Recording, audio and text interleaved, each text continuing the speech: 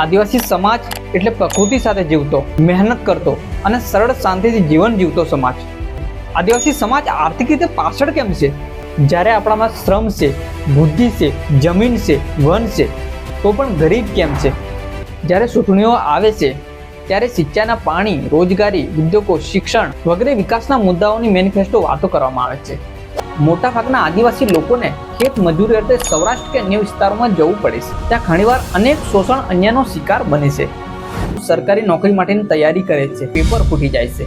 Form ભરવા અને પરીક્ષા આપવા જવા માટે અન્ય જોડેથી પૈસા ઉધારે માંગવું પડે છે. ઘણા યુવાનો રોજગારીની શોધમાં શહેરો તરફ જાય છે. રૂમ ભાડું, આવા જવાનું ભાડું, લાઇટ બિલ, ગેસ, ખાવાની વસ્તુઓ પૂરા થઈ જાય છે. વરસાદ આધારિત ખેતી, વન ઉત્પાદનોનો મધ્યસ્થીઓ ખરીદે છે. મહિલાઓની આર્થિક ભાગીદારી ઘરે જ કામ કરે છે, પરંતુ તે કામનું કોઈ મૂલ્ય કે ઓળખાણ નથી. આદિવાસીઓને આર્થિક સમાનતા ક્યારે મળશે?